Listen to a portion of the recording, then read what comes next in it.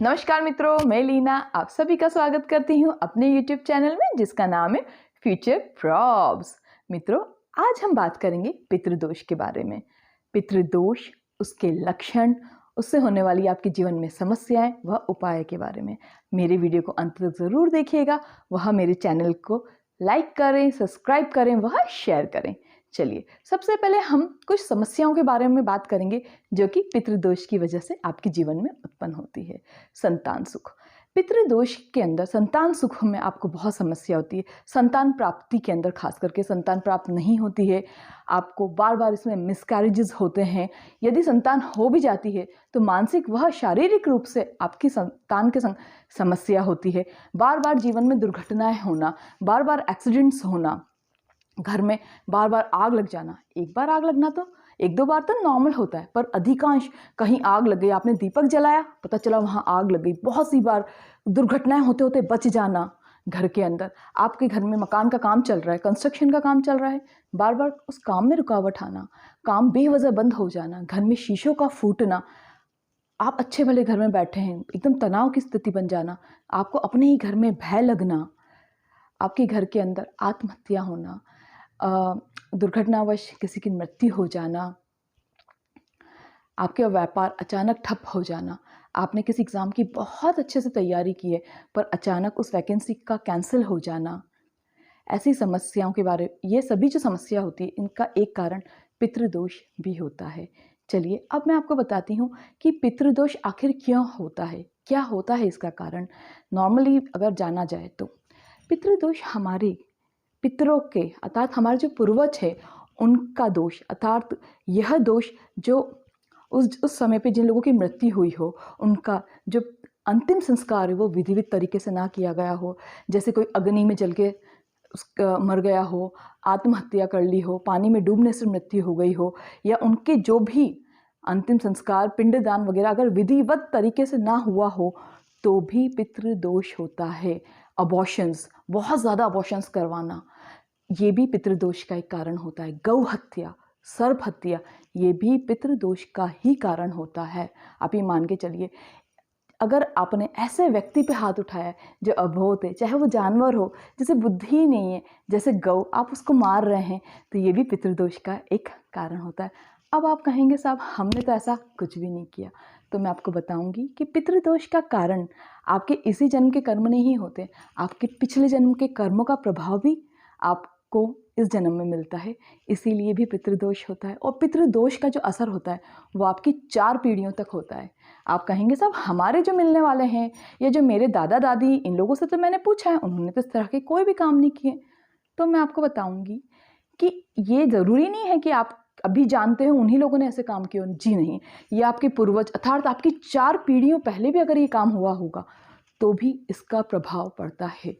अब आप कहेंगे कि मेरे तो 3-4 बहन भाई है और भी मेरे रिश्तेदार हैं, पर उनके जीवन में तो साहब ऐसा प्रभाव नहीं पड़ रहा है, तो फिर मेरे संग ही ऐसा क्यों हो रहा है। अब मैं आपको बताती हूँ क्या होता है। कुछ ग्रह नक्षत्र ऐसी जगह प्लेस्ड होते हैं, इसकी वजह से कुछ लोगों पर इसका प्रभाव अधिक पड़ता है, इसका प्रभाव बहुत अधिक पड़ता है। खास करके राहु, यदि आपकी जन्म कुंडली की लगन कुंडली में राहु गलत जगह पर अगर प्लेस्ड है तो भी इसका प्रभाव अधिक पड़ता है। यदि आपका लगन अर्थात पहला भाव खाली है तो भी पितृदोष होता है। यदि आपकी कुंडली के अंदर गुरु चांडाल योग है तो भी पितृदोष होता है। यदि आपके सूर्य वह चंद्रमा के साथ राहु है तो भी पितृदोष होता है।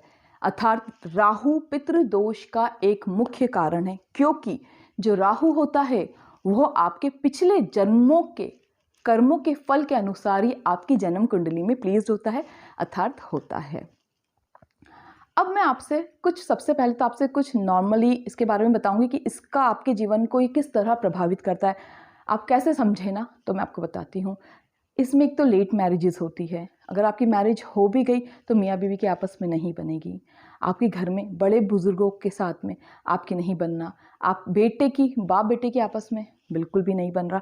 अच्छा भला एक प्रोग्राम चल रहा है, सब लोग अच्छे से खेल रहे हैं, खा रहे हैं, अचानक लड़ाइयाँ हो जाना, एक तनाव का माहौल बन जाना, और ख़ास करके संतान प्राप्ति की समस्या। इस दोष से पीड़ित व्यक्ति को संतान प्राप्ति में बहुत ही बाधा आती है, संतान सुख से वो वंचित रहता है, वो बहुत प्रयासों के बाद भी उसे संतान प्राप्त नहीं होती है, बार बार मिसकैरेजेस होते हैं। संतान यदि प्राप्त भी हो गई तो संतान शारीरिक व मानसिक रूप से विकलांग या समस्या हो सकती है। बच्चे होते हैं, उनकी अकाल मृत्यु, कभी भी बच्चे मर जाते हैं, ज़्यादा नहीं जी पाते, यह भी एक पितृदोष का कारण है। व्यवसाय का ढंग से ना चल पाना भी पितृदोष का ही कारण है। अब मैं आपको कुछ सुझाव बताऊंगी पितृदोष के। त्रिपिंडीय श्राद्ध, ये आप ज़रूर करवाएं, ये पितृदोष के समाधान में बहुत लाभकारी है। साथ ही साथ आपको चाहिए कि आप दुर्गा सप्तशती का पाठ करवाएं या करें, जो भी आपसे संभव हो। आपको चाहिए कि आप पीपल के पेड़ के नीचे दीपक जलाएं। पीपल के पेड़ के नीचे दिए जलाने से भी फ़ायदा होता है, और यदि हो सके तो जीवन में एक पीपल का पौधा लगाएं, वह उसकी सेवा करें, उसे जल चढ़ाएं, वह उसे बड़ा होने में उसकी मदद करें। आप किसी पीपल के वृक्ष के पास से निकलते हैं, यदि वहाँ गंदगी हो रही है तो उसकी अच्छे से साफ़ सफाई करवाएं। वहाँ आपको चाहिए कि आप अपनी छत पे चिड़ियों के लिए दाना रखें, पानी भर के रखें, और साथ ही साथ आपको चाहिए कि आप अपने घर के बुज़ुर्गों का सम्मान करें। बच्चों के साथ कभी भी बल से ना काम लें। और आपको चाहिए कि आप श्राद्धों में, खास करके जो पितरों के लिए होते हैं, वो 15 दिन आप श्राद्धों के अंदर, यदि आप जानते हैं कि आपके पूर्वजों का कब निधन हुआ है तो आप उस तिथि पे श्राद्ध करें। आप अच्छे से किसी ब्राह्मण को बुला के भोजन करवाएं, वह वस्त्र आदि दान करें। और यदि आपको नहीं पता है कि आपके पूर्वजों का कब देहांत हुआ है या आपके कौन रहे हैं पूर्वज, तो आपको चाहिए कि आप सर्व पितृ अमावस्या के दिन विधिवत तरीके से पूजन करवाएं, वह दान करें। यह भी बहुत लाभकारी होता है। और भी ऐसे अनेकों उपाय हैं, इसके लिए आप हमसे भी कांटेक्ट कर सकते हैं। स्क्रीन पे मेरा नंबर शो हो रहा है, आप हमसे कांटेक्ट कर सकते हैं, आप हमसे बात कर सकते हैं।